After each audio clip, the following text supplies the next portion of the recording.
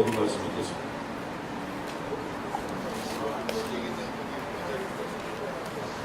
존경하는 서울시민 여러분, 반갑습니다. 바른미래당 서울시장 후보 안철수입니다. 정말 맑고 좋은 날 이렇게 말씀을 드리게 됐습니다. 6.13 지방선거는 진보 대 보수의 전쟁이 아닙니다. 서울시가 글로벌 리더 도시로 도약하기 위한 과거 세력 대 미래 세력의 대결입니다. 미래는 기적처럼 다가오는 선물이 아닙니다. 지금의 뻔한 현실을 변화시킬 때 만들어지는 것이 미래입니다. 그러나 지금 최악의 선거가 펼쳐지고 있습니다. 세 가지가 없는 산무 선거이기 때문입니다. 첫째, 지방 없는 지방선거. 둘째, 검증과 평가 없는 부실선거. 셋째, 비전 경쟁과 정책 경쟁이 사라진 깜깜이 선거입니다. 제가 서울로 온 지 38년 동안 가장 일 못한 서울시장, 70년 대한민국 수도 서울의 활력을 사라지게 만든 최초의 서울시장, 조선시대 한성 판륜까지 합쳐 600년 중에서 7년간 재임한 최장수 서울시장, 가장 오랫동안 가장 무능했던 서울시장의 오류와 실책도 파묻힌 역대 최악의 선거입니다. 박 시장의 7년 서울은 일자리 최악, 폐업률 최악, 미세먼지 세계 최악, 글로벌 미래 경쟁력 최악, 최악의 종합 세트입니다. 그 중에서도 가장 큰 문제점은 서울시 청렴도 전국 꼴찌 수준이라는 겁니다. 박 시장 전임자 때인 2010년 서울시 청렴도는 전국 1위였습니다. 박 시장 이후 서울시 청렴도는 꼴찌를 맴돌고 있습니다. 뒤늦게 사퇴를 눈치챈 서울시는 단돈 1,000원이라도 받으면 이유와 상관없이 처벌하는 박원순 법을 홍보했습니다. 서울특별시 청렴도 향상 지원 조례도 마련했습니다.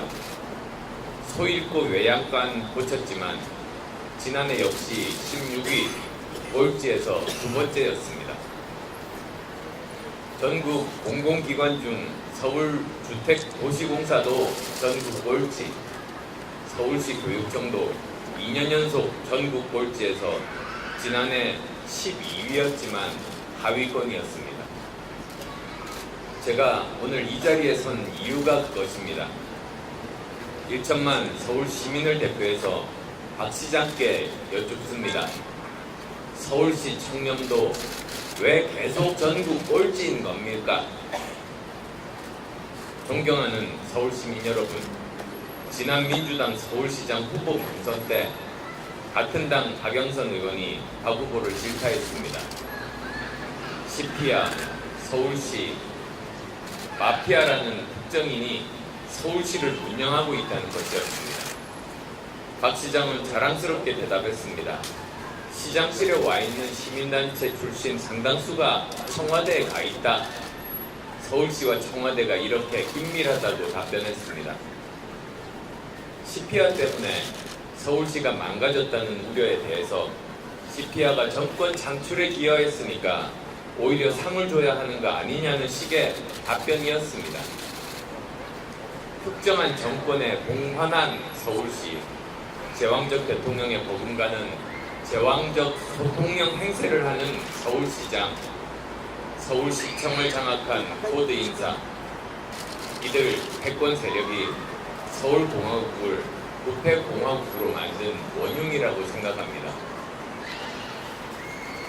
존경하는 서울시민 여러분, 서울시청위의 진짜 시청, 서울시청 6층 사람들이라는 말을 들어보셨습니까? 전현직 서울시 공무원들에 따르면 시장실에 있는 서울시청 6층에는 비서실장을 포함해 30명에서 40명으로 구성된 시장 비서실, 3명의 부시장실, 그리고 정무수석실 등이 있다고 합니다.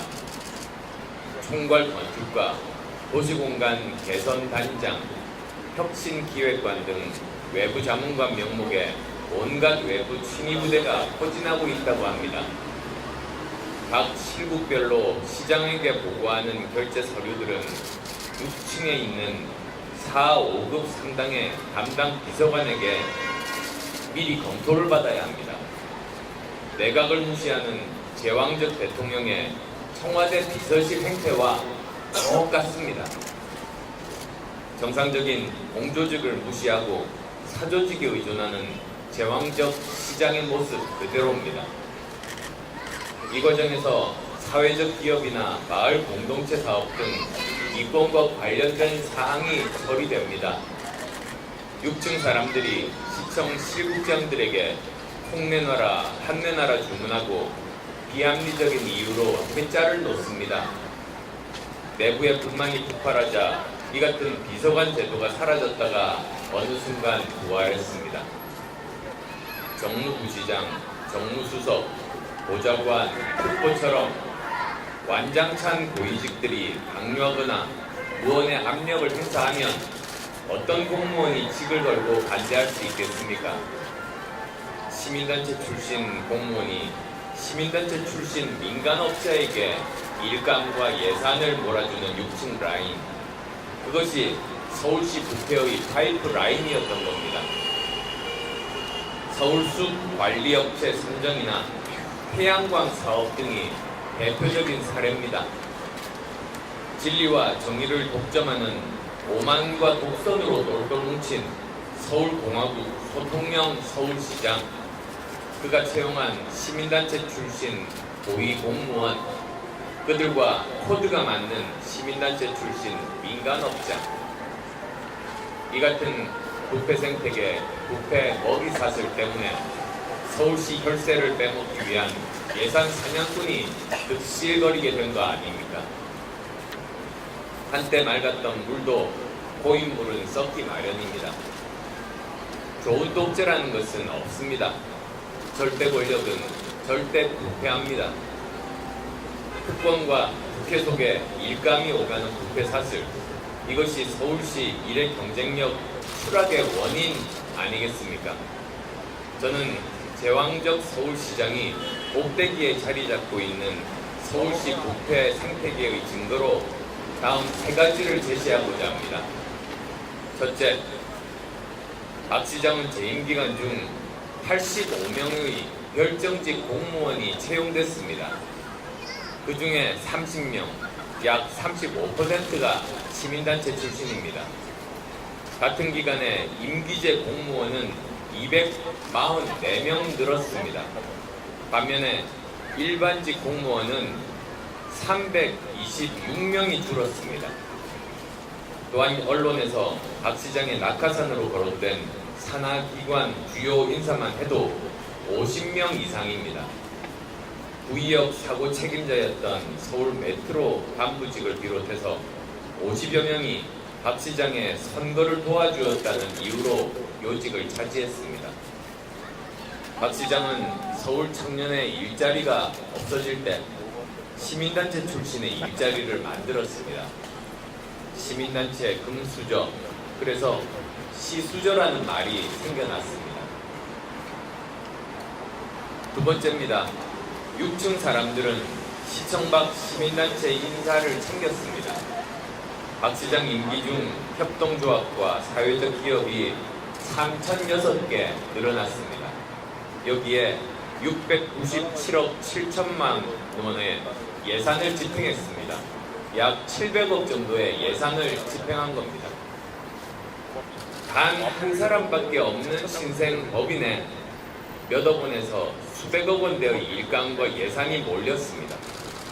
시민단체에 대한 일감 몰아주기는 명백한 불공정 행정이자 특혜 행정입니다. 서울시를 감시하고 견제하는 서울시 의회뿐만 아니라 서울시청 자체의 감사위원회에서도 서울시 역점 사업을 운영하는 시민단체들의 채용인사 부적절성, 회계 부정, 업무상 배임 혐의 등 이미 수많은 지적을 한 바 있습니다.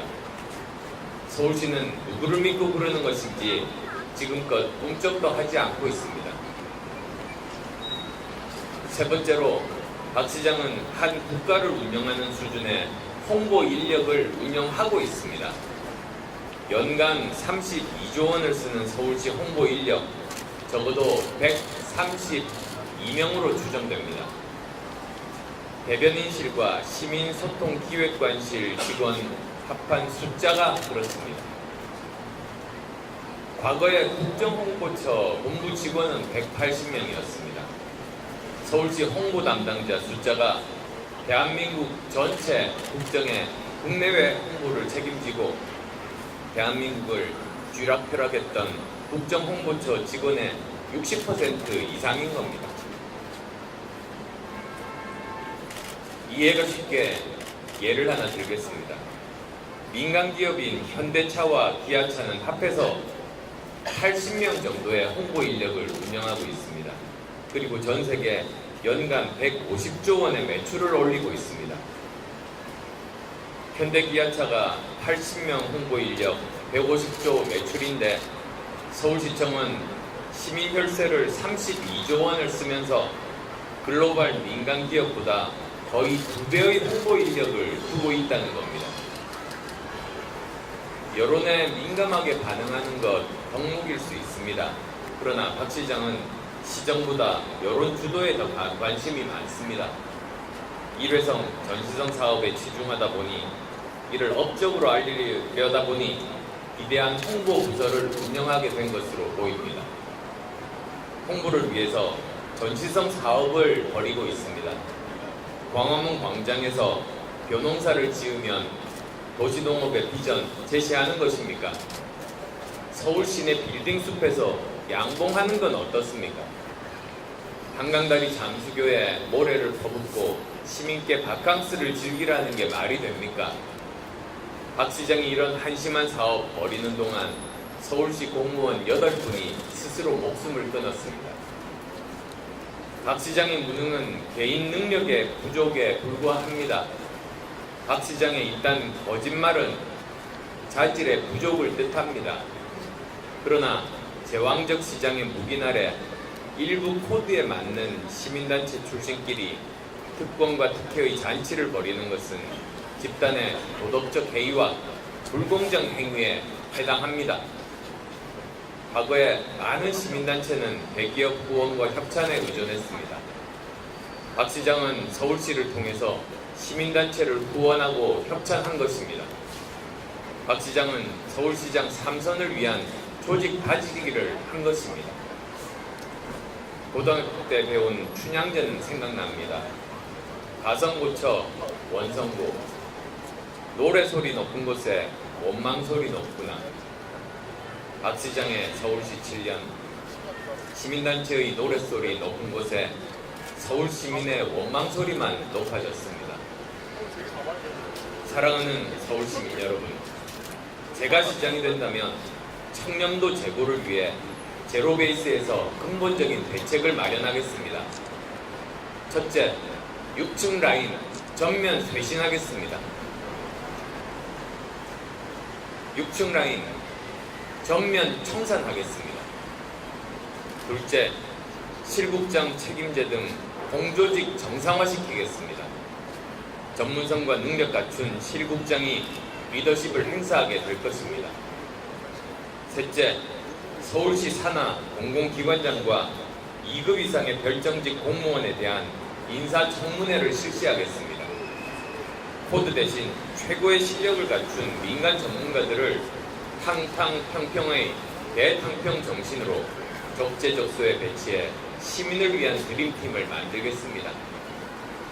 넷째, 위탁사업 등 불투명 의혹에 대해서는 감사원의 전면적인 감사를 청구하겠습니다. 마지막으로 다섯째, 시민감사위원회를 활성화하겠습니다. 이를 통해 예산이 수반된 모든 사업에 대해 서울 시민께서 투명하게 들여다볼 수 있도록 하겠습니다. 이를 위해 서울형 블록체인을 개발할 것입니다.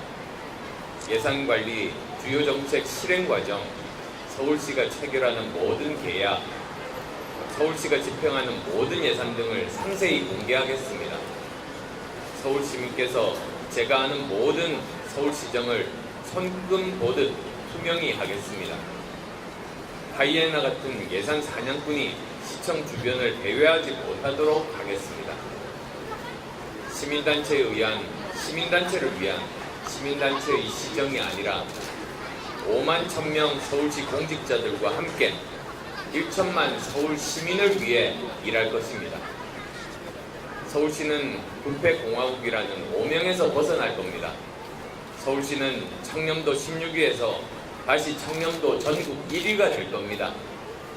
실제로 저는 회사를 경영할 때 장관급들의 인사청탁도 면전에서 거절한 적이 있습니다. 직원들이 저보다 더 궤식죄에 대해서 걱정했었습니다. 저는 직원들에게 제가 낙하산을 받아들이면 우리 직원들 모두가 힘들어지는 것 아니냐 이렇게 말씀드렸습니다.